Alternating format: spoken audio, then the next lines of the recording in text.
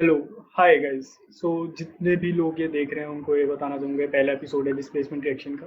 हमारे साथ है डॉक्टर रुपिंदर शर्मा, जो कि मेरे टीचर भी है मुल्तानी महमूदी कॉलेज में पंजाबी लिटरेचर के।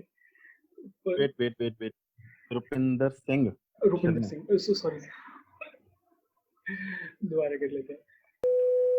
Hello, hi guys. सो जितने भी लोग देख रहे हैं, welcome to the first episode of displacement reaction. And today I am with doctor Rupinder Singh, जो कि मेरे टीचर भी हैं मुल्तानी महमूदी कॉलेज में। एंड आज के पॉडकास्ट का डिस्कशन टॉपिक है evolution of Punjabi literature. And who better कि इनसे अच्छा कौन इंसान होगा इस पे बात करने के लिए। So welcome sir. सो जितने भी लोग देख रहे थैंक्स। हैं जितने भी लोग देख रहे हैं, सो आई नो कि बहुत सारे लोग इसमें ऐसे भी होंगे जिनको पंजाबी बिल्कुल नहीं आती है। सो मोस्ट प्रोबेबली आपका शायद स्टार्टिंग पॉइंट हो सकता है कि आप पंजाबी के बारे में जान सकते हो, पंजाबी लिटरेचर कितनी फास्ट है उसके बारे में जान सकते हो, कौन कौन से पोइट्स हुए हैं, कौन कौन से नोवेल राइटर हुए हैं, उनके बारे में आप जान सकते हो थोड़ा बहुत।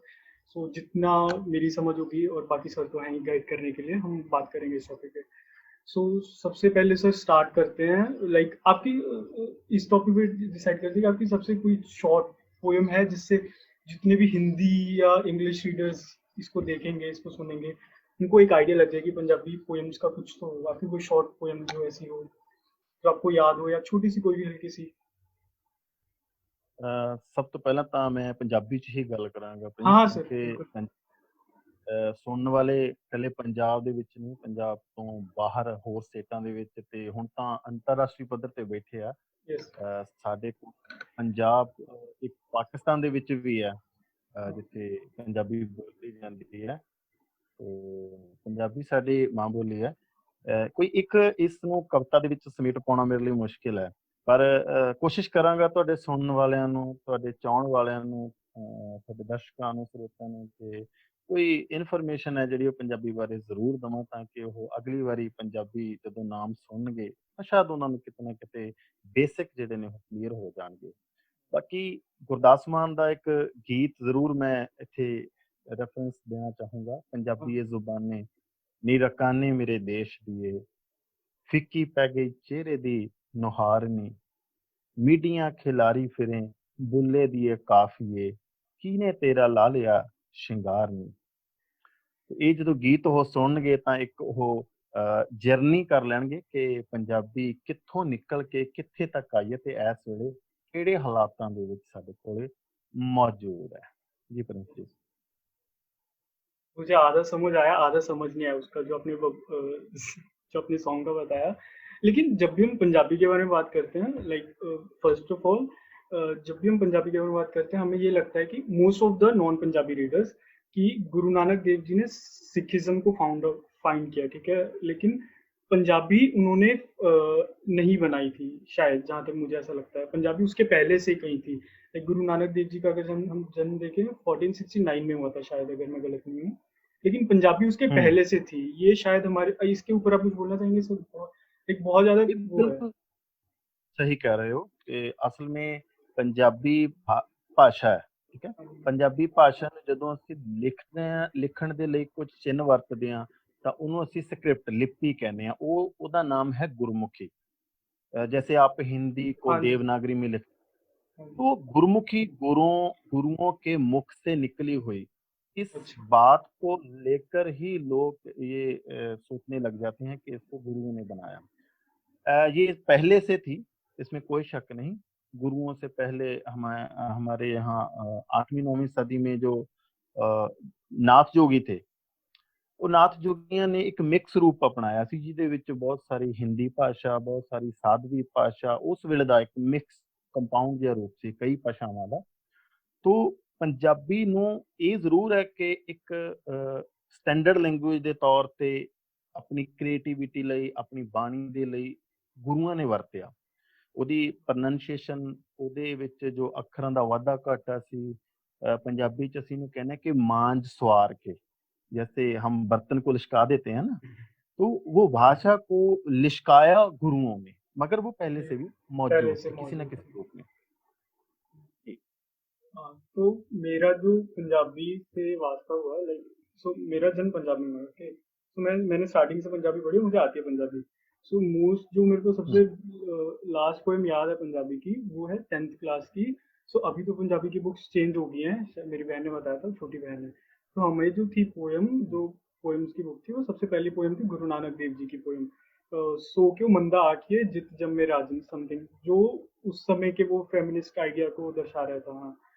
और उसके बाद थी चंडी की वार। चंडी की वार के बारे हम्म, में मुझे कोई आइडिया नहीं है, लाइक वो 4-5 पेज की पोयम थी हमारी बुक्स में, और मैं एक एक वर्ड का मतलब हम्म, उन्होंने अंडरलाइन करके लिखा हुआ था कि इसका ये मतलब होता है, इसका ये मतलब हो, उस समय पूरा समझ गया था। अभी मुझे कोई आइडिया नहीं है इसके ऊपर। सर चंडी की वार लाइक क्या है ये हम्म। कुछ? देखो, ਸਭ ਤੋਂ ਪਹਿਲਾਂ ਤਾਂ ਮੈਂ ਚਲੋ ਆਪਾਂ ਗੁਰੂ ਨਾਨਕ ਦੇਵ ਜੀ ਦੀ ਪੋਇਟਰੀ ਤੇ ਥੋੜਾ ਬਾਅਦ ਚ ਗੱਲ ਕਰ हाँ, ਲੈਂਦੇ ਆ। हाँ। ਜਿਸ ਤੇ ਮੇਰਾ ਜਾਣ ਵਾਲੀ ਤੁਸੀਂ ਗੱਲ ਕੀਤੀ ਸੀ। ਪਹਿਲੇ ਆਪਾਂ ਚੰਡੀ ਦੀ ਵਾਰ ਦੀ ਗੱਲ ਕਰਦੇ ਹਾਂ।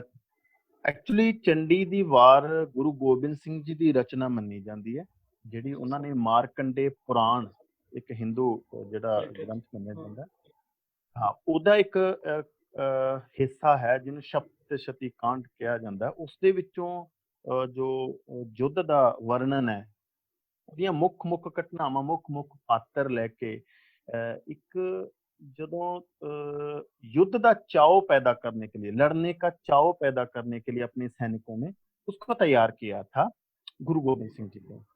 तो उसमें दुर्गा को एक शक्ति के रूप में दिखाया गया है। दुर्गा का एक और रूप है जो काली का है, महाकाली का है, ठीक है। तो ਉਹਦੀ ਸਿੰਪਲ ਜੀ ਸਟੋਰੀ ਹੈ, ਤੁਸੀਂ ਸੁਣੀ ਹੋਣੀ ਸਭ ਨੇ। ਜਦੋਂ ਰਾਕਸ਼ ਜਿਹੜਾ ਮੈਖਾਸੁਰ ਉਹ ਦੇਵਤਿਆਂ ਦੇ महिषासुर। ਘਰ ਦੇ ਉੱਤੇ ਹਮਲਾ हाँ। ਕਰਦਾ ਹੈ ਜਾਂ ਉਹਨੂੰ ਹਥਿਆਉਣਾ ਚਾਹੁੰਦਾ ਹੈ, ਤਾਂ ਉਹ ਦੁਰਗਾ ਦੇਵੀ ਕੋਲ ਇੰਦਰ ਆਉਂਦਾ ਹੈ। ਤਾਂ ਇੰਦਰ ਕਹਿੰਦਾ ਕਿ ਅਸੀਂ ਏਦਾਂ ਕਰਕੇ ਇੱਕ ਸੰਕਟ ਦੇ ਵਿੱਚ ਆ ਮਾਤਾ। ਤੋ ਉਹ ਮਾਤਾ ਜਿਹੜੀ ਉਹਨਾਂ ਦੀ ਪੁਕਾਰ ਨੂੰ ਸੁਣਦੀ ਹੈ ਤੇ ਫਿਰ ਉਹ ਉਹਦੇ ਨਾਲ ਯੁੱਧ ਕਰਦੀ ਹੈ। ਮੈਖਾਸੁਰ ਭੱਜ ਜਾਂਦਾ, ਇੱਕ ਤਰ੍ਹਾਂ ਨਾਲ ਹਾਰ ਜਾਂਦਾ ਹੈ। ਪਰ ਦੁਬਾਰਾ ਫਿਰ ਹੋਰ ਜਿਹੜੇ ਆ ਸੁੰਭ ਨਿਸੁੰਭ ਜਾਂ ਧੂਮ ਲੋਚਨ, ਬਹੁਤ ਸਾਰੇ ਹੋਰ ਜਿਹੜੇ ਉਹਨਾਂ ਦੇ ਲੜਨ ਵਾਲੇ ਹੁੰਦੇ ਨੇ, ਉਹ ਇਸੇ ਤਰ੍ਹਾਂ ਦੀ ਕਾਰਵਾਈ ਕਰਦੇ ਨੇ ਤੇ ਉਸ ਤਰ੍ਹਾਂ ਫਿਰ ਦੁਰਗਾ ਕੋਲ ਆ ਜਾਂਦੇ ਨੇ। ਪਰ ਇਸ ਵੇਲੇ ਇੱਕ ਨਵੀਂ ਗੱਲ ਜਿਹੜੀ ਇਹਦੇ ਚ ਦੇਖਣ ਵਾਲੀ ਹੈ ਕਿ ਦੁਰਗਾ ਦਾ ਇੱਕ ਆਮ ਸਤਰੀ ਵਰਗਾ ਰੂਪ ਆ। ਬਹੁਤ ਸੋਹਣਾ ਚਿਹਰਾ, ਬਹੁਤ ਸੋਹਣੇ ਸ਼ਸਤਰ ਉਸ ਕੋਲ, ਪਰ ਜਦੋਂ ਉਹ ਵੀ ਸੰਕਟ ਦੇ ਵਿੱਚ ਫਸ ਜਾਂਦੀ ਹੈ ਤਾਂ ਫਿਰ ਉਹ ਉਹਦਾ ਮੱਥਾ ਪਾੜ ਕੇ चंडी निकलती है, ठीक है। काली माता निकलती है। हाँ। इसको हम ऐसे समझ सकते हैं कि हमारी जो कॉन्शियसनेस है, जब आप एक समस्या में पड़ जाते हो, निकल नहीं सकते, तब आप अपने दिमाग के ऊपर जोर देते हो।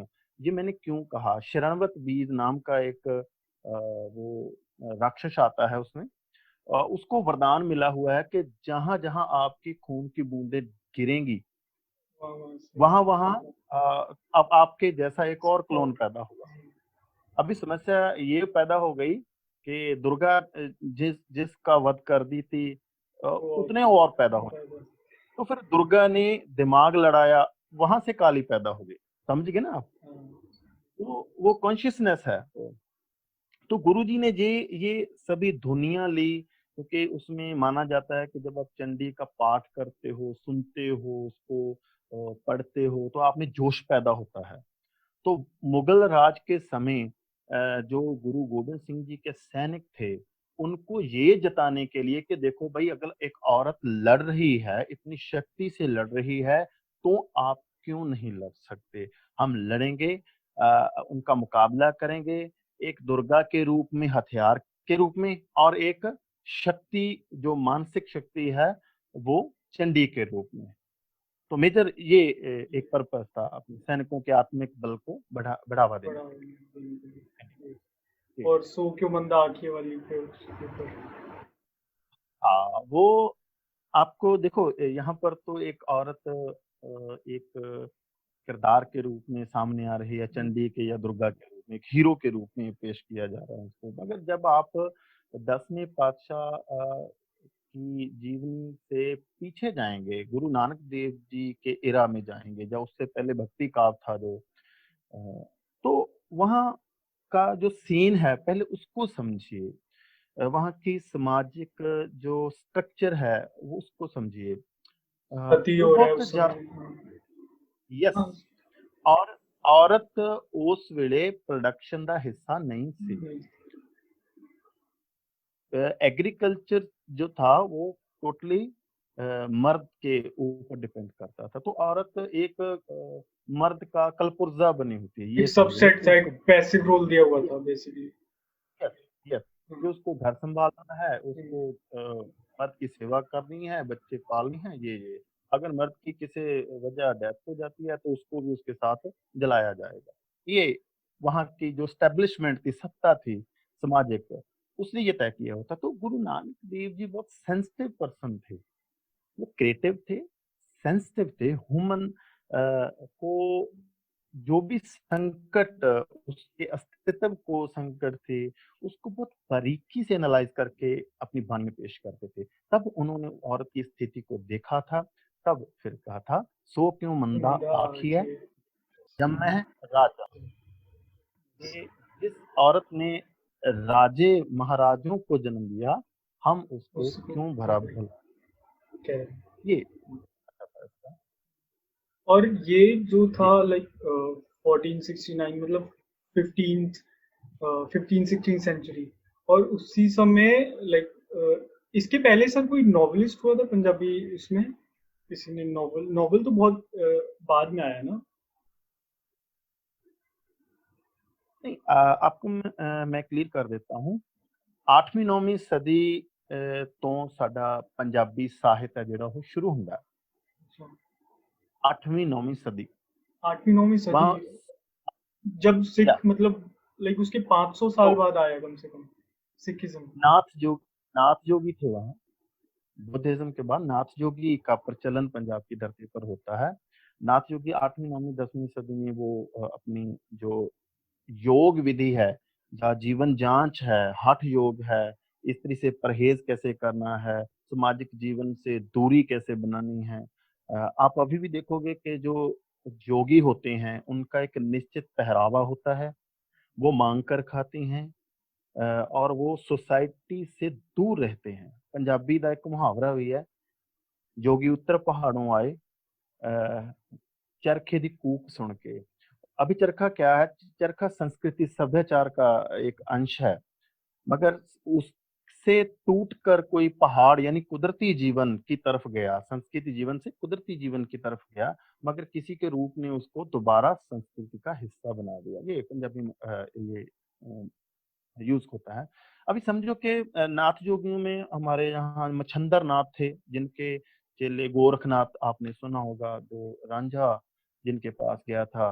हाँ जलंधर नाथ, गोरखनाथ, चरपटनाथ, पूरन नाथ, पूरन भगत भी उसको क्या कहा जाता है, वो रतन नाथ। ये इन्होंने बानी भी, बानी तो नहीं कहेंगे इनको, इन्होंने उस समय अपनी जो संवेदना थी, अपनी जीवन जांच था, उसको अपनी पोइट्री रूप में प्रकट किया। एक खास बात मैं आपको ये बताता हूँ कि हम साहित्य के मूल 3 भाग करते हैं, आदिकालीन, मध्यकालीन और आधुनिक साहित्य। तो ये आदिकाल का जो था, जहां से शुरू हुआ साहित्य, उसमें नाथ जोगियों का विशेष रोल है। तो वहां से अगर हम देखें तो 12वीं सदी तक हमको फिर सूफी ट्रेडिशन मिलती है, फिर जिसमें शुरुआत बाबा होती फरीद है। या बाबा फरीद आते हैं। कमाल की बात ये देखिए कि बाबा फरीद का मूल जो है वो इस्लाम है। वो शरअ में विश्वास रखने वाले, उच्च आचरण, जीवन जांच का संदेश देने वाली, पोएट्री देने वाले। अगर उन्होंने ये बात अरब में या कोई फारसी में ऐसे टफ लैंग्वेज में नहीं दी, उन्होंने बहुत ही सिंपल पंजाबी भाषा में, एक स्टैंडर्ड लैंग्वेज में दी। ये बड़ा मुश्किल टास्क है कि आपकी जो मूल भाषा नहीं है, नहीं, उसमें ना आप लिखो। आ, हाँ, उसमें कोई बात करनी, और उसके आप प्रतीक देखोगे, बिंब देखोगे, मेटाफर देखोगे, वो सारे पंजाबी कल्चर के हैं। चाहे तंदूर में हो और रोटी बनाने वाला काम, चाहे वो चरखा हो, चाहे वो मुटियार हो, चाहे वो गिद्धा, जो भी सेलिब्रेशन लाइफ की होती हैं वो सारी पंजाबी है। इसका मतलब ये हुआ कि बाबा फरीद ने बड़ी नीज से पंजाबी जीवन को देखा, तो फिर उन्होंने अपनी पोएट्री में उसको जगह दी।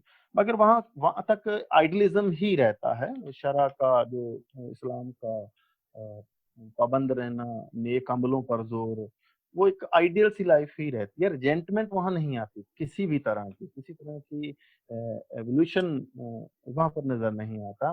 तो वो कहाँ आता है? तो जो उनके बाद नहीं चाहे आई वो थी। शाह हुसैन हो बुल्ले या शाह, बुल्ले शाह हो, बुल्ले शाह ने तो है ना? मतलब पूरा रच ही दिया है उसको तो। बुल्ले शाह से पहले शाह हुसैन जो हैं वो शरा की जो पाबंदी है, बाबा फरीद कहते थे कि जो बंदा 5 वक्त नमाज करने नहीं आता वो सच्चा मुसलमान नहीं है। इसी टॉपिक पे, फरीदा हाँ, इसी टॉपिक पे बुल्ले टॉप शाह ने पूरा वो लिख दिया था कि 5 यस बार नहीं करने से कुछ होगा नहीं। या उससे पहले हाशम शाह सॉरी शाह हुसैन ने इस शरा की पाबंदी को हटाया। ये एक अपनी तरह की रिजेंटमेंट थी, विरोध था ये। तो उसने शरह की बंदगी को त्याग कर अपने आप में से भगवान तलाशने पर जोर दिया, अपने अपने अंदरों कुछ एग्ज़ैक्टली। पाउण दी गल की, है ना? अ, इस एक एक तरह आपको ये समझ लो कि ये मूल रिजेंटमेंट की एक आधारशिला रखी वहां पर, है ना? तो बुल्ले शाह ने तो आके धज्जियां उड़ा दी हाँ, शरह सारा की वो बुल्ले एक शाह बात के जो, यहाँ पर हाँ, एक गल ख्याल रखने वाली है कि बुल्ले शाह ने अपने वेले दी, अपने वक्त की सारी पोइट्री को ध्यान से पढ़ा हुआ था, अपने वक्त के सामाजिक, सांस्कृतिक और धार्मिक माहौल को देखा हुआ था। उसने पाया था कि यहाँ बहुत ज्यादा पखंडवाद हो रहा है।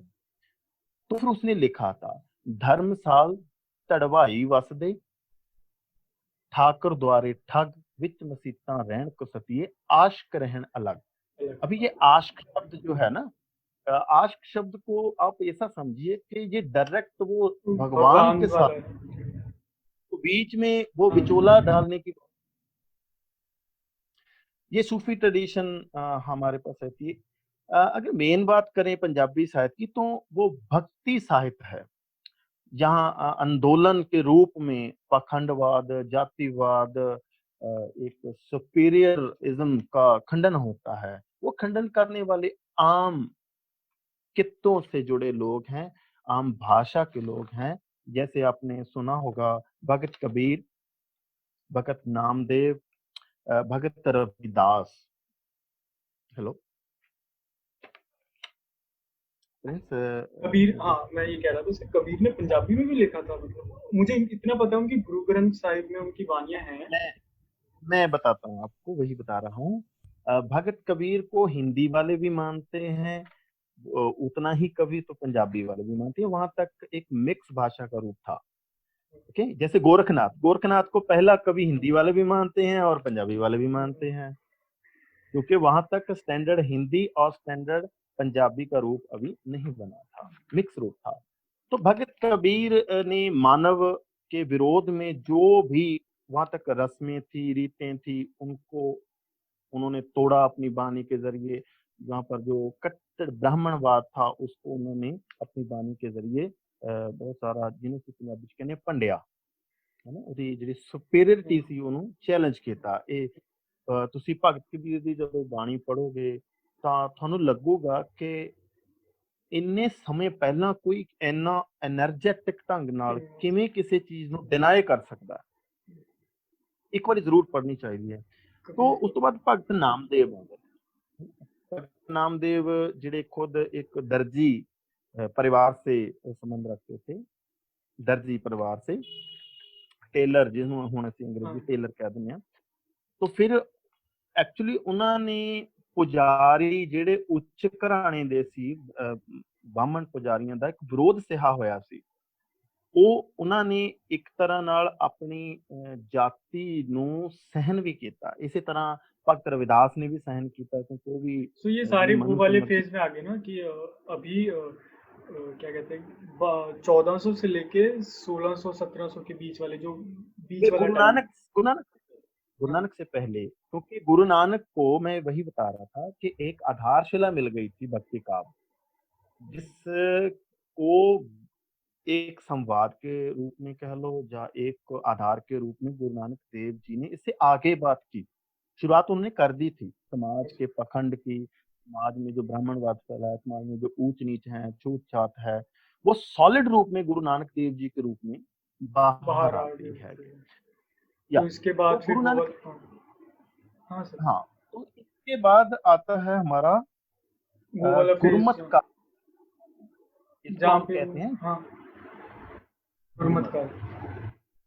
गुरमत का आप ना एक गलती करते हो जो भी स्टूडेंट लाइफ में, या जो पंजाबी से बाहर होता है, आप टोटल साहित्य को, पंजाबी का साहित्य भी वही है, पंजाब का भी वही है, सिखिज्म का भी वही है, एक ही साहित्य है, ठीक है। तो उसको अकेले अकेले व्यक्ति को तोड़कर मत देखो, एक सीक्वेंस में देखोगे तो समझ आएगा कि कहाँ से बात, कहाँ कहाँ कहाँ पड़ाव होते गए और किस व्यक्ति का क्या रोल रहा। क्योंकि तो एक गुरु नानक पोएट की, देव जी, हाँ, सर कंटिन्यू। हम्म, मैं ये कह रहा था कि एक पोएट ने जो लाइक प्रेजेंस, 1100 का, हाँ जी, आवाज नहीं आ रही क्या? एक तो ऐसा है कि हम इसको कविता अकेली नहीं कह सकते, दिस इज डिस्कोर्स, प्रवचन है ये। मैं प्रवचन क्यों कह रहा हूँ, क्योंकि इसमें बहुत सारी थ्योरेटिकल और कॉन्सेप्चुअल एक समझ है जो उन्होंने ज्ञान के रूप में दी हमको। यस, बेसिकली क्या है कि आधुनिक लिटरेचर यानी 1850 19 सदी से पहले जो रूप था, वे ऑफ एक्सप्रेशन आदमी का था, वो था poetry, study of emotions. Yes, आपके अंदर जो भी फील हुआ, आपने देखा कुछ, आपने सुना कुछ, आपने फील किया, उसको आप शब्द के माध्यम से कह देते थे, पद के रूप में। हिंदी वाले पद यूज करते हैं कविता के रूप में। ओके, तो अभी गद्य के रूप में है। आधुनिक लिटरेचर जो है वो सेंटेंसेस में आता है, उसके अलग अलग वेरियस रूप हैं। तो गुरु नानक देव जी के बारे में हम अभी बात खुलकर बात कर सकते हैं। आपका कोई इस बारे में कोई क्वेश्चन है तो आप कर सकते हैं। नहीं सर, मैं तो बस वही वाला फेज हो गया कि अभी हमने फेजेस कर लिया कि अभी वो वाला फेज खत्म हो गया जहाँ पे लाइक गुरु ग्रंथ साहिब की कंपाइलेशन जो है खत्म हो चुकी है। लाइक शायद 1604 में हुआ था शायद, इसी के आसपास हुआ था। हाँ, मुझे इतना अंदाजा है कि 130-35 साल लगे थे शायद इसको कंपाइल करने में। मतलब अगर हम गुरु नानक देव जी के जन्म से देखें तो शायद 130-35 साल लगे होंगे इसे पूरा कंपाइल करने में। और जो अभी ये चल रहा है लॉकडाउन, तो इसके बीच में मैंने कोशिश की कि लेट्स रीड गुरु ग्रंथ साहिब जी। मैंने उनका मैंने गूगल पे भरा, मुझे डाउनलोड करना है, तो मैंने डाउनलोड किया। और उसमें जो लैंग्वेज है वो ऑब्वियसली मेरे सर के ऊपर से निकल जाते हैं। मुझे एक भी लाइन उसकी ऐसी नहीं है, मतलब मैं कोशिश करूंगा तो शायद समझ आ जाए, लेकिन ऐसा नहीं है कि आसानी से समझ आ जाएगी। तो लेकिन जो उसके बाद वाला, जैसे अगर मैं देखूं बुल्ले शाह, ये जो 1600 के बाद शुरू हुआ, उनकी पंजाबी इतनी वो है, इतनी आसान है, ल्यूसिड है कि वो मुझे समझ आ रही है। लाइक अगर मैं किसी एक नॉर्मल इंसान जो कि नॉन पंजाबी रीडर है उसको भी अगर मैं पंजाबी में बता दूं, अगर उसको हिंदी आती है, तो वो हिंदी के ज़रिए उस बुल्ले शाह की पोएट्री को समझ सकता है। मतलब वो एकदम से ही चेंज आ गया कि पूरी डिफ़िकल्ट वाली लैंग्वेज से एक एकदम से बात, सिंप्लीफाइड में आना शुरू हो गया।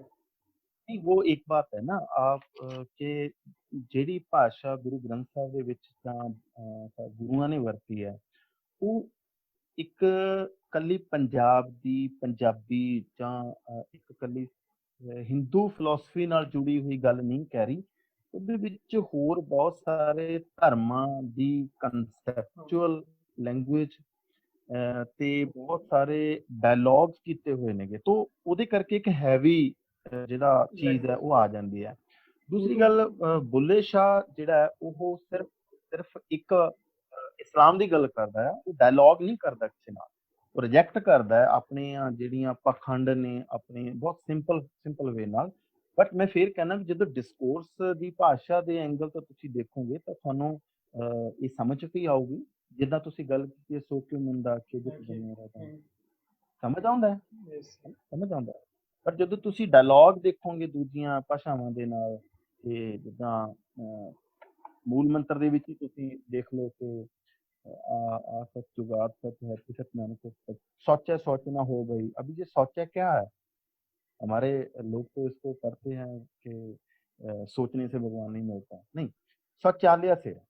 सोचा सोच ना हो गई, ये सोचा लखवार। अ, यहाँ से पता चलता है कि गुरु जी अपने पूर्व जो ट्रेडिशन हिंदुइज्म की रही है उसमें 68 तीर्थ 68 68 तीर्थ में नहाने का जो कंसेप्ट है उसको डिनाई कर रहे हैं कि हाँ, ऐसे भगवान नहीं मिलते। तो एक परंपरा ये डिनाई कर दी उन्होंने।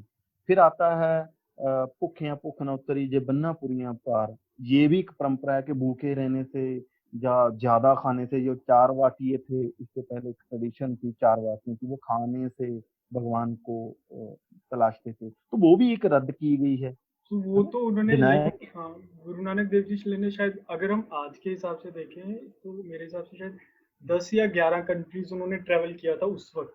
लाइक हम अभी एक भी नहीं कर पाते, 10 या 11 कंट्रीज ट्रैवल की थी। और जो ट्रैवलिंग से ये अलग अलग ट्रेडिशंस उन्होंने देखी, अगर हम आज के ज़माने में देखें अलग अलग ट्रेडिशंस देखी, उन्होंने सबको डिफाई कर दिया वहाँ पे जाके। और आज हम लाइक एक कमरे में बंद होके बोलते हैं कि हाँ ये अच्छा है, लेकिन जो उन्होंने नॉलेज गैदर की वो शायद ट्रैवलिंग से की थी। और हम इसको भूल जाते हैं अक्सर, लाइक मुझे ऐसा लगता है। जो जो हमने की उनको नाम दिया उदासी, मगर वो हम्म, यात्रा थी उनकी। यात्रा वो संसारिक यात्रा नहीं थी, वो मानसिक यात्रा थी बेसिकली कि सभी धर्मों को अपनी जो कंट्राडिक्शंस हैं उनको जानने के लिए, अपनी कल्चरल अदर कल्चर जो हैं, अदर सभ्यताएं जो हैं, अदर जोग्राफिकली डाइवर्सिटी जो है, अदर लोग जो हैं और नस्ल के लोग हैं, और ये आपको अपने आप से बाहर निकल कर ही समझ आ समझ सकता आएगा। है। तो तो ऐसा नहीं है कि वो सिर्फ ऐसे सैर करने निकले थे, नो। उन्होंने कॉन्शियसली एक नॉर्थ में की, एक ईस्ट में की, जहाँ पर आपको देखोगे कि वो हिंदुओं से संवाद रचाते जाते हैं, चाहे वो वृंदावन हो, चाहे वो बनारस हो, चाहे ये रूट रहता है उनका। एक जो रहता है वो मुसलमान देशों की तरफ रहता है, पूरा जहाँ वो पर वो टर्की, मक्के की तरफ रहता अफगानिस्तान, हाँ। है। यस। हमने जो क्या किया, हमारे पास गुरु नानक देव जी के दो इमेजेस आते हैं। एक उनकी बानी के द्वारा जो अमूर्त रूप है, उससे हम उनको इमेजिन नहीं कर सकते कि शारीरिक रूप से वो कैसे थे। उनकी जो सोचनी थी, उनके जो शब्द थे, उससे हम आइडिया लगा सकते हैं कि वो इस तरह सोचते थे, इस तरह का समाज, इस तरह का इंसान बनाना चाहते थे। मगर हमने क्या किया, जो दूसरा बिंब है उनकी साखियां, जो कहानियां होती है ना, कि वो उन्होंने सांप को छां कर दी, हाँ, सांप ने आकर उनको छां कर दी, उन्होंने खेत हरे भरे कर दिए। वो पत्थर में उनके हाथ का निशान है, शायद एक स्टोरी ऐसे भी है कि उन्होंने एक हाथ से बहुत बड़ा पत्थर रोका था। तो हमने क्या किया कि उनकी जो करामाती इमेज है, शारीरिक जो रूप जो है, उसको तरजीह दे दी, उसको प्रेफर कर दिया। यहाँ पर गड़बड़ हो गई। ठीक है। हम चाहते तो ये थे कि जो बात जो समझें, आप देखो कि 16वीं 17वीं सदी में वो होते हैं, 15वीं, जो समस्याओं का वर्णन उन्होंने तब किया था अपनी वाणी में, चाहे वो स्त्री की समस्या हो, चाहे वो जात पात की समस्या हो, चाहे वो रिलीजन छूत-छात की की हो, समस्या हाँ। हो, चाहे वो रेसिज्म की हो, कुछ भी, वो इस 21वीं सदी में भी हैं। तो हम आगे कहाँ गए हैं हम? हमने सिर्फ उनको फोटो तक सीमित कर दिया है। चाहते तो हम उनसे आगे उनके रास्ते पर चल सकते। ठीक है? तो वो हमारा एक लैक ज़रूर रहा है, उनके असली शब्दों को।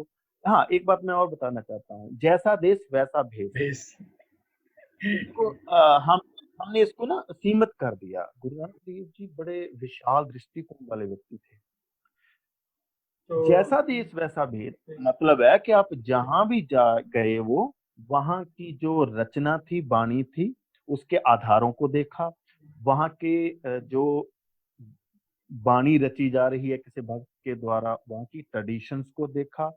अकेला पहरावा नहीं पहना, वहाँ पर जो वाणी रचने के राग हैं, जैसे सोरठ राग है, वो किसी इलाके में गए होंगे, वहां पर सोल राग प्रचलित था, तो उन्होंने वहां का राग भी लिया, वहां के शब्द भी लिए, तो वहां के कॉन्सेप्चुअल लैंग्वेज भी ली। तो ये होता है, जैसा देश वैसा वैसा भेष। देश। आप लोगों की भाषा में अपने ज्ञान को प्रचलित करो, ऐसा नहीं कि एक टोपी ले लो, नो। तो ये वाला फेज अब खत्म हुआ, अभी हम मॉडर्न फेज की तरफ बढ़ते हैं। लाइक मुझे याद है जब मुझे पंजाबी लिटरेचर का इतना नॉलेज नहीं था। मैंने कॉलेज में आई डोंट नो मैंने किस टीचर से पूछा था कि मुझे पंजाबी पोइट्री स्टार्ट करनी है, मैं कौन सी बुक से स्टार्ट करूं। तो मुझे मुझे 3-4 टीचर्स ने सेम रिकमेंडेशन की कि आप सुरजीत पात्र की बुक किताब पढ़िए, वो हवा विचले के हर, जिसमें एक्चुअली उन्होंने हर टॉपिक को टच किया हुआ है। लाइक नॉर्मली मुझे जब जब तक मैंने बुक्स नहीं पढ़ी थी, मुझे इसके पहले मुझे आइडिया था कि पंजाब के सिर्फ 1-2 पोएट जो हैं रेवोल्यूशनरी टाइप हैं, जिसमें पाश आते हैं, ये हो गए, और शिव कुमार बटालवी हो गए। तो लेकिन सुरजीत पात्र को जब मैंने पढ़ा, उनकी वो गज़लें पढ़ी, तो मुझे लगा कि नहीं, हाँ, और भी लोग हैं पंजाब में जो ऐसा लिख सकते हैं। तो जो ये बेसिक स्टार्टिंग है, आपको क्या लगता है, लाइक अगर किसी ने पंजाबी 10वीं तक पढ़ी है, उसके बाद अगर किसी को स्टार्ट करना है, तो उसके लिए स्टार्टिंग पॉइंट ये मॉडर्न पोइट्स में कौन से हो सकते हैं? Like, मुझे तो बिल्कुल सही लगा था हवा विचले के हर। मेरा ये बिल्कुल सही कहा कि हम टीचर जो हैं यही सजेस्ट करते हैं आधुनिक पोइट्री में, है ना। मगर मेरा इससे अलग विचार है। हाँ सर। नो डाउट ये सारे कवि जो हैं पंजाब में बहुत ज़्यादा अहम स्थान रखते हैं, बहुत ज़्यादा पॉपुलर हैं, पढ़े जाते हैं। मगर जब 10वीं के बाद एक नॉन पंजाबी ਜਾਂ ਪੰਜਾਬੀ ਬੱਚੇ को ਤੁਸੀਂ ਲਿਟਰੇਚਰ ਦੇ ਨਾਲ जोड़ना, ਤਾਂ जब हम छोटे थे बचपन में, तो नानी माँ दादी माँ की कहानियां सुनते थे। तो हमारा जो बेस है, जो मेंटली हमारी जो पकड़ है, वो कहानी के जरिए, कथा के जरिए है। तो सबसे पहले किसी भी कहानीकार की छोटी कहानियों से आप शुरू करें। कहानी आपको इमेजिनेशन देती है। कहानी आपको आपके दिमाग में आपको एक नायक की तरह सिरजती है। जब आप इस प्रैक्टिस से निकलोगे, तो कवियों की जो वो इमोशन की जो वर्डिंग होती है ना, वो आपकी पकड़ में नहीं आएगी। वो सही है कविता सर, हाँ। की हाँ, जब आपने लिखना है तो सबसे पहले कविता लिखो। जब पढ़ना है तो कहानी, जब लिखना है कोई बात, तब फिर कविता ही शुरुआत आप कर सकते हो, है ना। ये उल्टा है। तो ऐसा नहीं है कि एक सुजीत पात्र के अलावा और लोग भी बहुत हैं। हाँ, और आपने भी पास बहुत का है। सुखिंदर अहमद बहुत ज्यादा पढ़े, इससे पहले भी लोग हैं। ये तो अभी ये मॉडर्न तो एरा मॉडर्न की टाइम में आ गए हमारी, हम सीधा, लाइक हमने बहुत सारे बीच में स्किप कर दिया, लेकिन इससे पहले प्रोफेसर पूरन सिंह बहुत अच्छे हमारे कवि हैं। उनकी पोएम्स भाई वीर सिंह, मुझे याद है, उनकी पोएम्स हमें 7वीं में हुआ करती थी, 7वीं 8वीं में, लाइक हर एक बुक्स में, हर एक क्लास में उनकी एक ना एक पोएम तो हमेशा होती थी, प्रोफेसर पूरन सिंह। तो अगर कोई भी पेपर में क्वेश्चन आ या, जाता है ना कि ये कविता किसने लिखी है, अगर तुक्का भी लगाना, प्रोफेसर पूरन सिंह, क्योंकि मोस्टली वही होंगे। हाँ, जगतार की पोइट्री वो तो मकबूल है यहाँ पर। हाँ, जगतार की गजल जो है पंजाब में बड़ी पढ़ी जाती है। जगतार मैंने सुना है। तो एक्चुअली हाँ। सुरजीत पात्र से स्टार्ट मैंने इसलिए किया था क्योंकि अभी रिसेंटली पंजाबी यूनिवर्सिटी ने उनके ऊपर एक वो पेपर निकाला था, लाइक 12-13 पेज का पेपर हम्म, था। उसमें उनके कुछ किस्से थे, लाइक जब वो पीएचडी करने के लिए गए थे अपनी यूनिवर्सिटी में, तो वहाँ पे स्ट्राइक चल रही थी। तो स्ट्राइक के वक्त अभी वो पीएचडी कर रहे थे किसी एक टॉपिक पे, मुझे टॉपिक याद नहीं है, तो ये पेपर में लिखा हुआ है एक्चुअली इंसिडेंट। वो टॉपिक पीएचडी कर डॉक्टरेट कर रहे थे और स्ट्राइक चलने लग गई, तो उन्होंने एक पोएम लिख दी जिसमें पीएचडी करते करते वाइस चांसलर का मजाक उड़ा दिया था उस पोएम में, मतलब खिल्ली उड़ा दी थी एक तरह से। तो उनको फिर पीएचडी के प्रोग्राम से उनको निष्कासित कर दिया था कि आप नहीं कर सकते इस यूनिवर्सिटी में, क्योंकि आपने वाइस चांसलर के ऊपर पोएम लिख दी। और फिर वहां से लिखते लिखते उन्होंने लाइक गवर्नमेंट के ऊपर लिखना शुरू कर दिया। जो हवा विचले के एक हाथ में, मुझे याद है, एक गजल है जिसमें पूरा गवर्नमेंट के ऊपर है कि ये क्या चल रहा है, उसके ऊपर है। और अगर सुरजीत पात्र हो गया उसके बाद जो है मुझे। बेसिकली हाँ, हाँ, सुरजीत पात्र का जो आप मूल बता रहे हो ना, वो रिजेंटमेंट, ये एक कंट्रोल नहीं, विद्यार्थी लाइफ की बड़ी एक पहचान सेकंड। है वो एक संवेदनशील, सूक्ष्म शायर, बहुत ही इंसानी सूक्ष्म जो विचार होते हैं उनको पकड़ते हैं वो।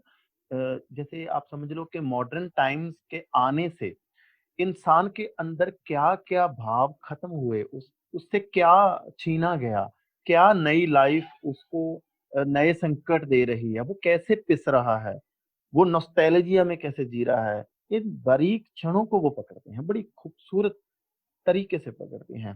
पाश का आपने ज़िक्र किया, वो नक्सलाइट मूवमेंट से मूव्स में प्रभावित मारे गए, कवि थे। उनके बारे में करना था टू बेसिकली। ओके, वो बाद में हम कर हाँ लेंगे। वो तो इसके बिना अमृता प्रीतम भी एक बड़ा हाँ, नाम है पंजाबी। अमृता तो प्रीतम ने तो पहली पूरा बार कर दिया। हाँ, भारत-पाकिस्तान की जो वंड थी 1947 की, 1947 की, उसके ऊपर एक कविता लिखी थी आ अज आखां वारे शाह नूं कितों कबरां विचों बोल, मैंने पढ़ा है ते सर। अज किताबे इश्क दा कोई अगला वर्गा फोल, एक रोई सी धी पंजाब दी, तूं लिख लिख मारे वैण, अज लखां धीआं रोंदियां, ਤੈਨੂੰ ਵਾਰਿਸ਼ਾਂ ਨੂੰ ਕਹਿਣ।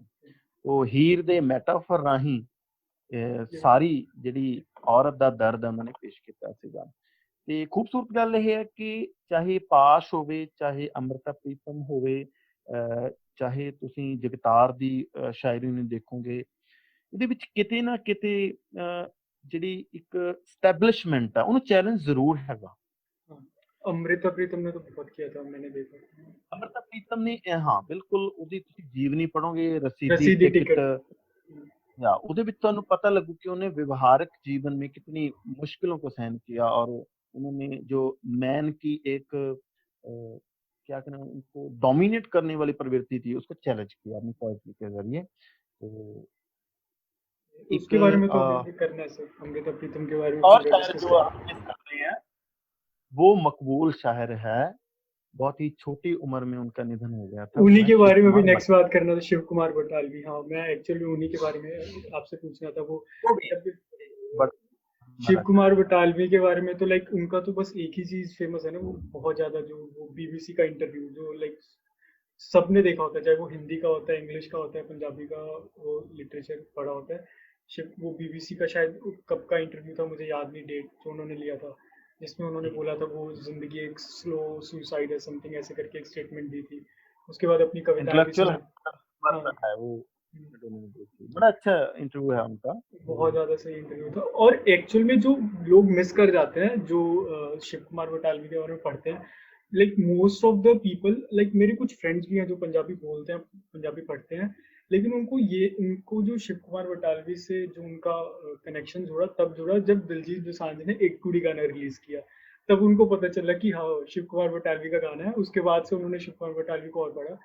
और लेकिन जो मोस्ट ऑफ द पीपल जो ये नहीं समझ पाते, उनका एक जो लूना है जिनको जिसके कारण या उनको अवार्ड मिला था, जो कि एक मास्टरपीस बोलते हैं, कि 28 साल की उम्र में किसी ने ऐसा लिख दिया था। कि उसके बारे में सर आप कुछ बोलेंगे, लाइक जिनको अभी तक नहीं पता, या जो अभी भी देख रहे हैं। बिल्कुल, बिल्कुल। असल में लूना का जो आप पूरन भगत का किस्सा सभी ने पढ़ा सुना होगा, राजे सलवान के ज़रिए। राजे सलवान की एक पत्नी थी इच्छरा, रानी इच्छरा। तो इच्छरा और सलमान के पास औलाद नहीं थी। जब बहुत सारे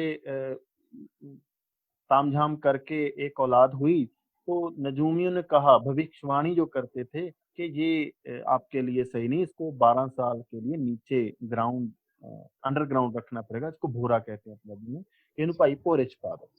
तो ਉਹਨੂੰ ਸਿਖਲਾਈ ਸੀ ਜਿਹੜੀ ਉਹਦੇ ਭੋਰੇ ਦੇ ਵਿੱਚ ਅੰਡਰਗਰਾਉਂਡ ਸੀ ਉਹ ਦਿੱਤੀ ਗਈ। ਹੁਣ ਸਲਵਾਨ ਨੇ ਇੱਕ ਹੋਰ ਜਿਹੜਾ ਵਿਆਹ ਹੈ ਉਹ ਕਰਵਾ ਲਿਆ ਸੀ, ਉਹ ਸੀ ਲੂਣਾ। ਲੂਣਾ ਸੁੰਦਰ ਸੀ, ਜਵਾਨ ਸੀ। ਜਦੋਂ 12 ਸਾਲ ਬਾਅਦ ਉਹ ਭੋਰੇ ਤੋਂ ਬਾਹਰ ਆਉਂਦਾ ਹੈ ਤਾਂ ਰਾਣੀ ਇੱਛਰਾਂ ਨੂੰ ਮਿਲਦਾ, ਜਿਹੜੀ ਉਹਦੀ ਐਕਚੁਅਲ ਚ ਮਾਂ ਹੁੰਦੀ ਹੈ, ਤੇ ਸਲਵਾਨ ਨੂੰ ਮਿਲਦਾ ਹੈ। ਤੇ ਇਸੇ ਤਰ੍ਹਾਂ ਫਿਰ ਉਹਨੂੰ ਪਤਾ ਲੱਗਦਾ ਕਿ ਇੱਕ ਹੋਰ ਵੀ ਮੇਰੀ ਮਾਂ ਹੈ, ਜਿਹੜੀ ਤਕਰੀਬਨ ਉਹਦੀ ਹਮ ਉਮਰ ਹੁੰਦੀ ਹੈ, ਏਜ ਮੇਟ ਹੁੰਦੇ ਆ ਉਹ। ਤੋ ਹਾਂ, ਉੱਥੇ ਜਾਂਦਾ ਹੈ ਤੇ ਉਹਦਾ ਉਹਦੇ ਤੇ ਮੋਹਿਤ ਹੋ ਜਾਂਦੀ ਹੈ ਤੇ ਉਹਨੂੰ ਆਫਰ ਕਰਦੀ ਹੈ। ਪਰ ਉਹ ਨੈਤਿਕ ਨਿਯਮ ਨੇ ਜਿਹੜੇ ਉਹਨਾਂ ਨੂੰ ਨਿਭਾਉਂਦਾ। ਤੋ ਕਹਿੰਦਾ ਕਿ ਤੂੰ ਮੇਰੀ ਮਾਂ ਹੈ, ਇਸ ਤੋਂ ਹੋਰ ਕੁਛ ਐਕਸਪੈਕਟੇਸ਼ਨ ਨੇ ਜਿਹੜੀਆਂ ਉਹ ਨਹੀਂ। ਤੋ ਪਰ ਇਹਦਾ ਬਦਲਾ ਜਿਹੜਾ ਉਹ ਲੂਣਾ ਫਿਰ ਝੂਠ ਬੋਲ ਕੇ ਲੈਂਦੀ ਹੈ ਕਿ ਇਹਨੇ ਮੇਰੇ ਤੇ ਏਦਾਂ ਕਰਨ ਦੀ ਕੋਸ਼ਿਸ਼ ਕੀਤੀ, ਤਾਂ ਕਰਕੇ ਉਹਨੂੰ ਸਲਵਾਨ ਹੈ ਜਿਹੜੀ ਇੱਕ ਸਜ਼ਾ ਦਿੰਦਾ ਹੈ ਪੂਰਨ ਨੂੰ, ਇੱਕ ਖੂਹ ਦੇ ਵਿੱਚ ਸਟਵਾ ਦਿੰਦਾ ਉਹਦੇ ਟੁਕੜੇ ਟੁਕੜੇ ਕਰਕੇ।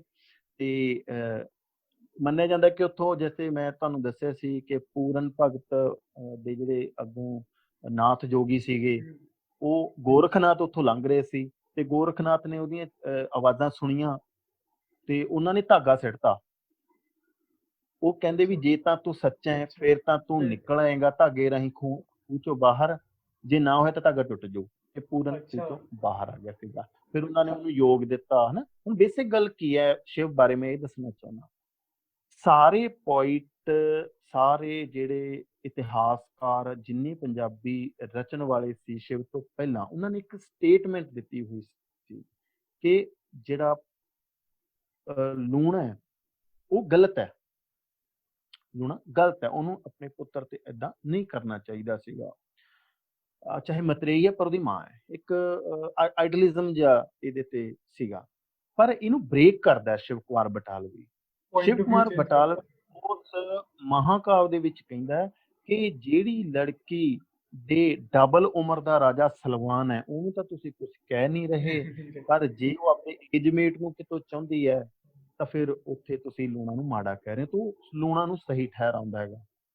ਤਾਂ ਇਹ ਇੱਕ ਸਟੈਬਲਿਸ਼ਮੈਂਟ ਆਬਜ਼ਰਵੇਸ਼ਨ ਹੈ ਜਿਹੜੀ ਉਹਨੇ ਤੋੜੀ ਸੀ। ਦੂਜਾ, ਉਹਨੇ ਜਿਹੜੇ ਵਿਯੋਗ ਦੀ ਕਵਿਤਾ ਬੜੀ ਕਮਾਲ ਦੀ ਲਿਖੀ ਹੈ। ਜਿਵੇਂ ਹੁੰਦਾ ਨਾ ਜਵਾਨੀ ਦੇ ਵਿੱਚ ਇਸ਼ਕ ਪਿਆਰ ਮੁਹੱਬਤ ਹੋ ਜਾਂਦੀ ਹੈ, ਤੇ ਕਿਸੇ ਨੂੰ ਕੋਈ ਛੱਡ ਕੇ ਚਲਾ ਗਿਆ। ਇਹਦੀ ਲਾਈਫ ਤੇ ਇਨਸੀਡੈਂਟ ਵੀ ਇਦਾਂ ਦੇ ਹੀ ਸੀ ਕੁਛ। ਇਹਨੂੰ ਵੀ ਪਿਆਰ ਹੋਇਆ ਸੀ, ਪ੍ਰੇਮ ਹੋਇਆ ਸੀ, ਪਰ ਉਹ ਪ੍ਰੇਮ ਜਿਹੜਾ ਸਿਰੇ ਨਹੀਂ ਚੜਿਆ। ਇੱਕ ਦੋ ਵਾਰੀ ਏਦਾਂ ਹੋਇਆ ਇਹਦੇ ਨਾਲ। ਉਹਨੇ ਜੋ ਕਮਾਲ ਦੀ ਗੱਲ ਤਾਂ ਇਹ ਹੈ ਕਿ ਇਹਨੇ ਦਰਦ ਨੂੰ ਸ਼ਬਦਾਂ ਰਾਹੀਂ ਜੋ ਬਿਆਨ ਕੀਤਾ, ਬਹੁਤ ਖੂਬਸੂਰਤ ਹੈ। ਇਹਦੀਆਂ ਸਾਰੀਆਂ ਕਵਿਤਾਵਾਂ ਦੇ ਨਿੱਜੀ ਦਰਦ ਨੇ। ਮੈਂ ਖੰਡਿਆਲੀ ਥੋਰ ਵੇ ਸੱਜਣਾ, ਉੱਗੀ ਵਿੱਚ ਉਜਾੜਾਂ, ਜਾਂ ਇਹ ਕਹਿੰਦਾ ਹੈ ਭੱਠੀ ਵਾਲੀਏ ਚੰਬੇ ਦੀਏ ਡਾਲੀਏ ਪੀੜਾਂ ਦਾ ਪਰ। ये जसवीर जस्सी ने भी गाया हुआ है। इसके तो, और इनके लाइक ये वाला जो आप बात कर रहे थे कि इन्होंने पॉइंट ऑफ व्यू चेंज कर दिया था लूना का, ये एक्चुअल में एक हॉलीवुड की एक फिल्म है लाइक डेड पोएट सोसाइटी, जो बहुत ही ज़्यादा पोइट्री के लिए बहुत फेमस है, 1989 में आई थी शायद। तो उसमें एक टीचर आता है, इंग्लिश टीचर होता है, वो इंग्लिश पोइट्री सिखाता है बच्चों को। तो वो पोइट्री सिखाता है, वो बुक फाड़ के फेंक देता है पहली क्लास में जाके, कि कहता है कि अब बुक फाड़ दो, और वो टेबल पे चढ़ के कहता है कि like poetry is all about different point of views. आप एक पॉइंट ऑफ व्यू से देख रहे हो, आप किसी दूसरे पॉइंट ऑफ व्यू से जाके देखो, जो कि एक्चुअल में शिव कुमार में दिखता है। और यही वाला इंसिडेंट जो शिव कुमार में, जो इस महाकाव्य में है, वही हिंदी में प्रेमचंद की एक नोवेल है निर्मला। एक्चुअल में उस नोवेल में भी ये कोइंसिडेंस ये है कि निर्मला में भी जो स्टेप मदर है और उसका जो बेटा है वो सेम एज के हैं, और उसके पापा को शक होता है कि इन दोनों के बीच में कुछ है, और जिसके कारण उसका बेटा मर जाता है। तो ये वाला रिलेशन वहां पे भी शो होता है। लाइक शिव कुमार बटालवी के बारे में मुझे एक किस्सा याद है। लाइक मैं यूट्यूब पे रैंडमली वीडियो सर्च कर रहा था, बिकॉज काम ही क्या है। तो उनके एक लाइक किसी पर्सन ने बोला था कि एक बार रोज गार्डन में जैसे मुशायरे वगैरह पंजाबी काव्य सम्मेलन चलते रहते हैं, तो ये हो रहा था जिसमें सारे बड़े बड़े शायर मौजूद थे। तो सारे मतलब मोस्ट ऑफ द शायर ने बोला कि शिव कुमार को तुम लास्ट में भेजना, क्योंकि अगर ये पहले बोलने चला गया तो उसके बाद हमें कोई नहीं सुनेगा। तो ऐसा एक लाइक उनका लाइक उस मुशायरे में शायद अमृता प्रीतम भी मौजूद थी, बहुत सारे लाइक फेमस शायर मौजूद थे, और सब ये कह रहे थे कि इसको लास्ट में भेजना। नहीं, ऐसा है बिल्कुल। वो जब गाते थे ना, अपनी ही पोइट्री को गाते थे, तो समा बांध देते थे। वो तो है ही। एक और पंजाबी शायर थे हमारे, हाँ, अंतराम उदासी, वो लिखते भी बहुत अच्छा थे और गाते भी बड़ा कमाल का थे। वो भी कमिटेड थे, वो लेफ्टिस्ट विचारधारा से प्रणय हुए थे। मगर जिन्होंने ये लिखा था, तू मगदा रही वे सूरजा कमियां दे वेड़े, सॉरी क्या, सूरज को ड्रेस होकर उन्होंने एक गीत उन्होंने लिखा था, तू मगदा रही वे सूरजा कमियां दे वेड़े।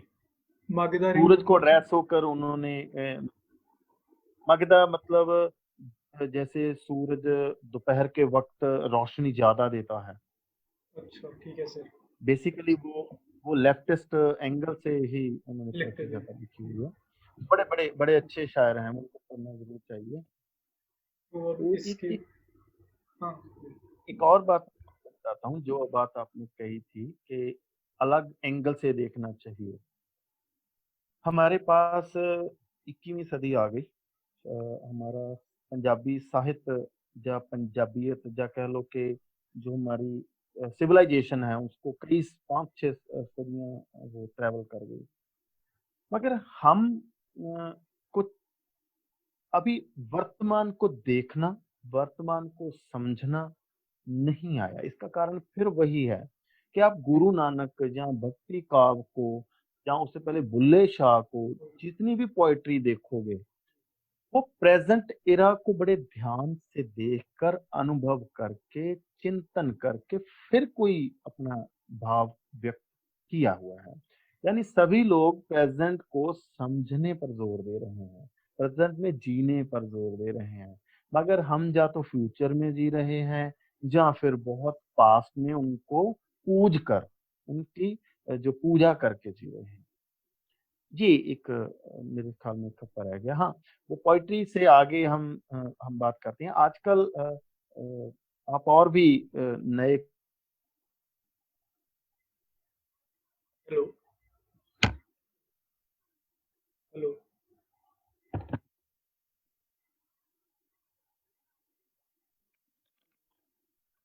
एक बहुत अमितोज पंजाबी के बहुत अच्छे कवि थे। एक ही किताब आई थी, बड़ी मशहूर किताब हुई थी, खाली तर्कश उनका नाम था। तो इसके अलावा सुखविंदर अमृत, आप अगर फेमिनिज्म के एंगल से औरत भावनाओं को जानना चाहते हो तो वो बड़ी ही कमाल की शायरा है आज के समय की। जगविंदर योधा आजकल बड़ी ही कमाल खूबसूरत गजल लिख रहा है। वो हमारे दोस्त भी हैं वो। वाहिद अच्छा, की बहुत अच्छी गजल है।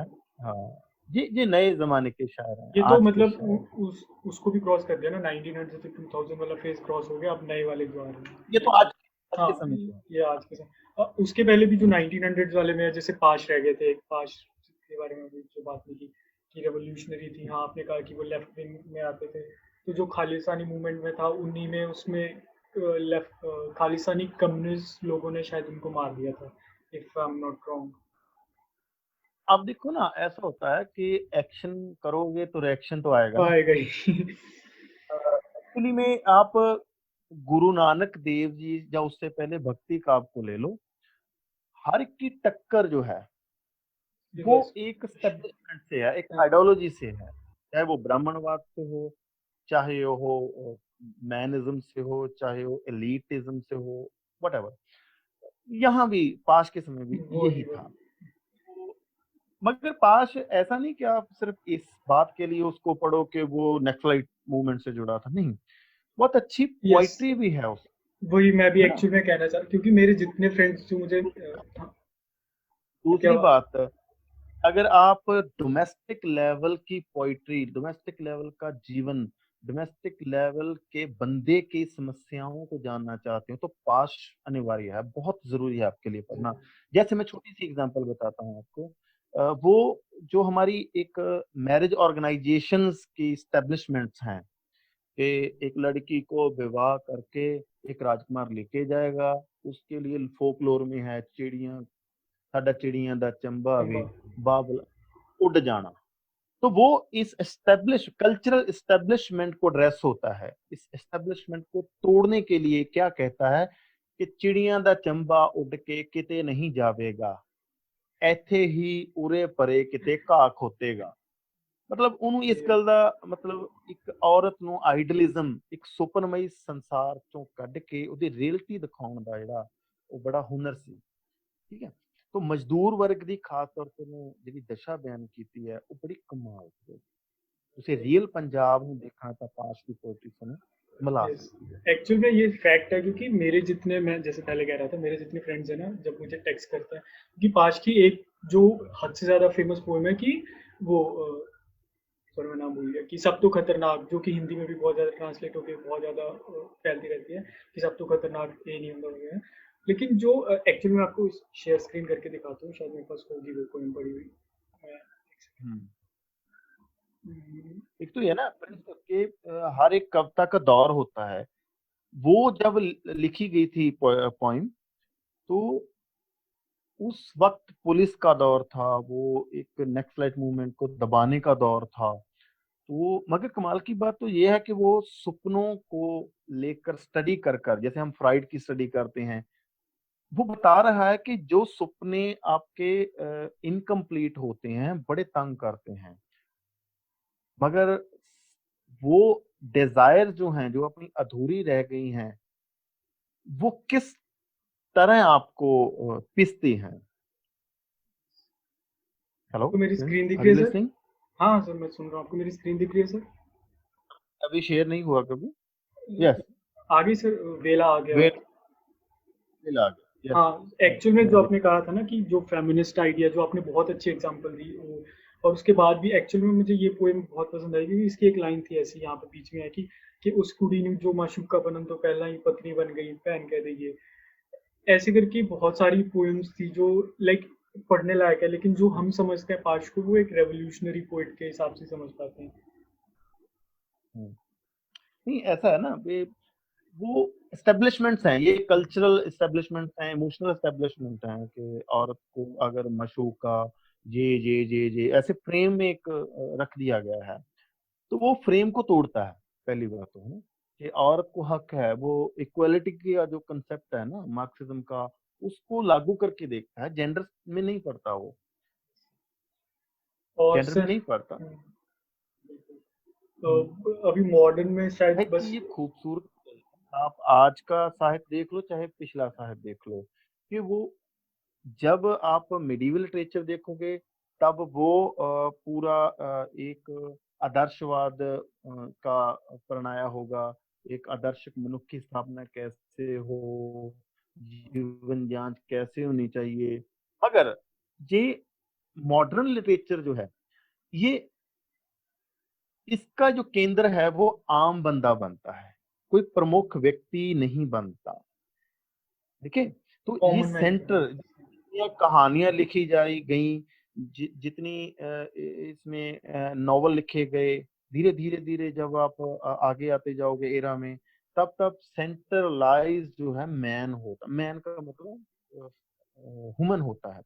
उसके सामाजिक सरोकारों की बात हो रही है कि कैसे ग्लोबलाइजेशन ने इसको और झंझटों में, है ना, वो मानसिक संताप को, कैसे इकोनॉमिक जो उसकी स्थिति है, जैसे कल्चरल नॉस्टैल्जिया है, पिछला पंजाब रह गया जी, अभी सिटी में आ गया पंजाब के लोग जो वहां पर एक संताप भोगते हैं। ये ऐसे ऐसे ऐसे ऐसे बढ़ रहा है।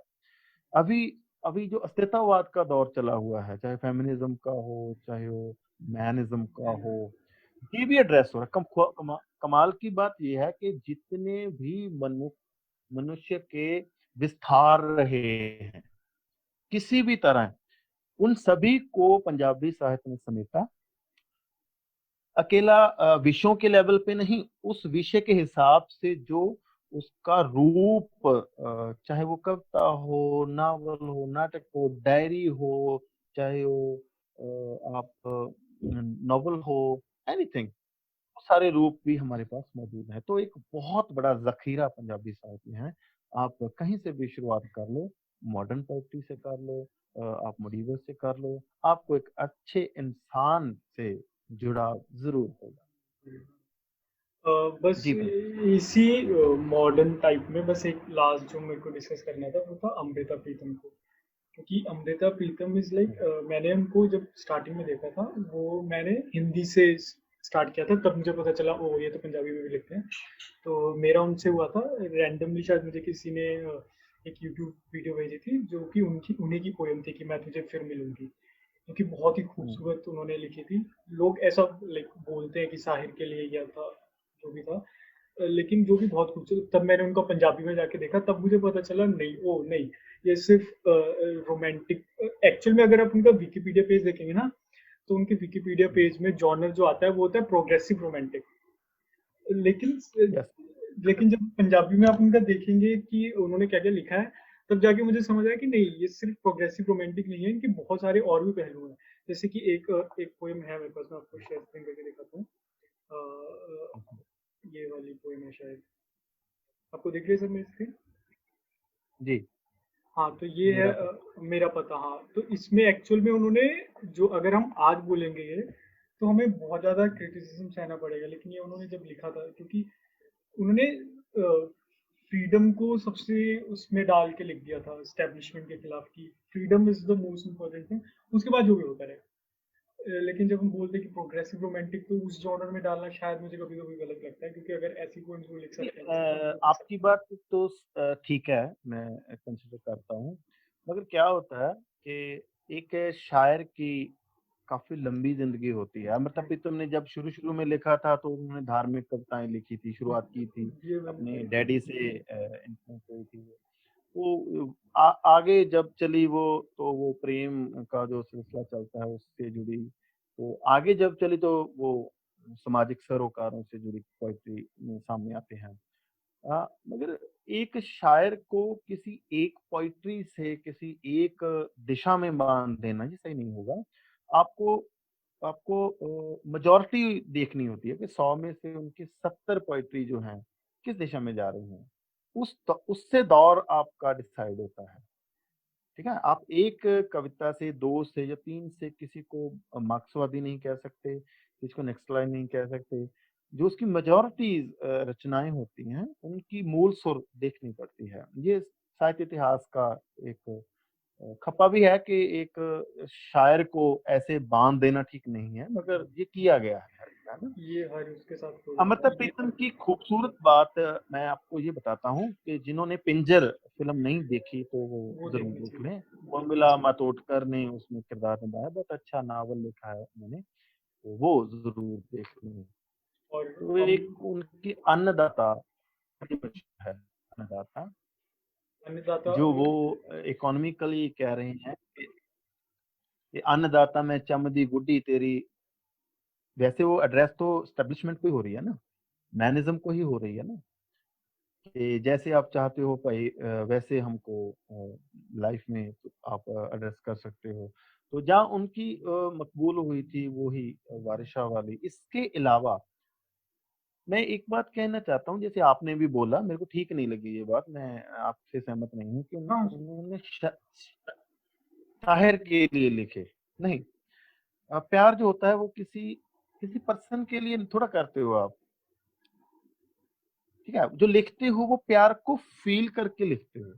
वो शायर के लिए नहीं, वो उसके प्रति जो प्यार था, उस उसमें से कुछ निकला हुआ है। एक पर्सन के लिए नहीं था वो। नहीं, लेकिन ओके? जैसे रसीदी टिकट है जो उनका ऑटोबायोग्राफी है, उसमें एक्चुअल में उन्होंने एक पैराग्राफ डेडिकेट किया है ना, सिर्फ स्पेशली तो साहिर के लिए, कि वो जब वो कमरे किया में है। बैठे, हाँ, वो सिगरेट वाला किस्सा जो उन्होंने लिखा है पूरा उसमें रसीदी टिकट में, वो पूरा उन्होंने मगर नाम एक्चुअल तो में, नहीं है, हाँ, सर नाम नाम तो नहीं लिया उन्होंने। नाम लिया था शायद, या मुझे एक्चुअल में पता नहीं है। एक्चुअल में मैंने ये नोवेल नहीं पढ़ा, मैंने सिर्फ वो एक्सर्प्ट पढ़ा था जो छोटा सा था, वो मैं ओके, एक्चुअल में पढ़ रहा था। ओके। एक्चुअली में क्या होता है कि एक इंसान की कई सारी लेयर्स होती हैं। आप उनको व्यक्तित्व के तौर पर जानना चाहते हो, जहाँ उनकी रचनाओं के थ्रू उनको बिल्कुल जानना हाँ, हाँ। चाहते हो, इट्स डिपेंड्स, है ना? हम्म, तो मेरे ख्याल में एक, जैसे हम साधारण इंसान हैं, लेखक भी साधारण इंसान ही होता है, बिल्कुल। तो उसके जीवन में भी बहुत सारी गतिविधियाँ होती रहती हैं। मगर मूल जो है उनका, वो हमको उनकी रचनाओं को पहले देखना चाहिए, इवैल्यूएशन करनी चाहिए, बजाय इसके कि ये इस एंगल से लिखी गई है ना, तो फिर आप वॉइस्ड हो जाओगे ना, हाँ, उसके सर्वपक्षी विश्लेषण की तरफ नहीं जा पाओगे। ये तो है है। ना? जब आपको मैंने पहले बता दिया कि ये रोड जो है पटियाला को जाती है, तो आपके दिमाग में अकेला पटियाला आ जाएगा, लुधियाना नहीं आएगा, पाटना नहीं आएगा, कोई और शहर नहीं आएगा। लेकिन जब तक आप पहुँचते नहीं, तब आपको जाकर पता चलेगा कि अच्छा ये तो पटियाला को आती थी रोड। आपका तजुर्बा लग रहेगा।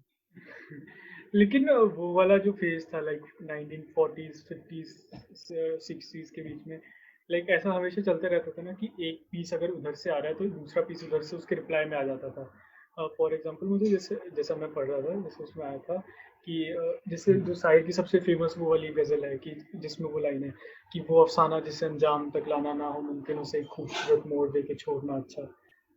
कहीं ना कहीं ये किसी उस बात का जवाब ही हो गया ना, लाइक जो पहले अमृता जी ने लिखा होगा कहीं ना कहीं, मोस्टली। लाइक ऐसा, ऐसे सिर्फ स्पेकुलेशंस ही है, तो अब कौन सी बता सकता है कि ये जवाब था ये कि नहीं था। तो ये तो जग जाहिर है कि उनका साहित्य के प्रति लगाव था। उन्होंने बहुत सारा साहित्य लिखा भी है ना। मगर आप इस हेलो, आपकी आवाज एक सेकंड, एक सेकंड।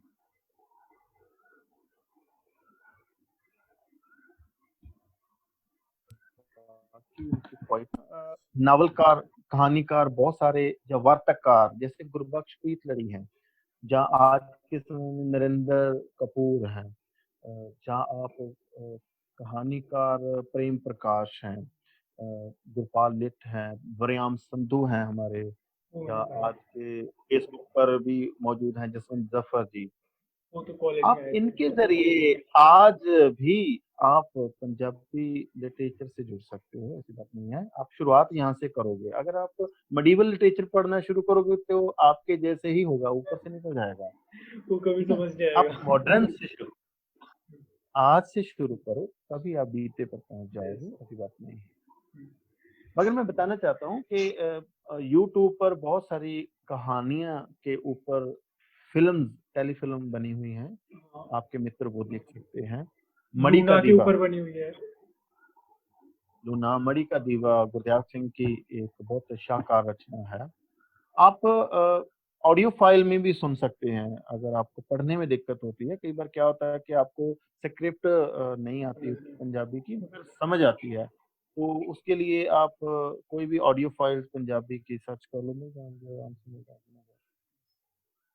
ठीक है। और बहुत टाइम हो गया, मुझे लगता है बहुत ज़्यादा लंबा पॉडकास्ट चला गया, मुझे इतनी उम्मीद नहीं थी कि इतना डिस्कशन। अब इसे यहीं पे खत्म मगर करते हैं। हाँ, हाँ, मेरे को अच्छा लगा कि आपने ये इनिशिएटिव लिया। ये भी खुशी है कि मैं पहला वक्ता हूँ इस पर। मगर ये जनरल सी बात थी, कोई हाँ, मेरा नॉर्मल कोई डिस्कशन एक्सपर्टीज नहीं था। करते मगर ये बात जरूर है कि आप विद्यार्थी जीवन में ऐसी कोशिशें करते रहते हो, ये आपकी बड़ी हिम्मत की दाद देनी पड़ती, बट हमको देनी चाहिए। ऐसा नहीं होता कि आप अकेला पढ़ो, आपको हर उस गतिविधि में पार्टिसिपेट करना चाहिए जो आपकी डेवलपमेंट में कहीं ना कहीं कोई ना कोई वृद्धि करती है। Yes, so good luck for your yes. Future, good luck for your target. Thank you so thank you much so for much for, joining sir. Thank you. आपके सुनने वाले चाहने वालों को मेरा आदाब, नमस्ते, Sat Shri Akal thank you so much sir. Ji.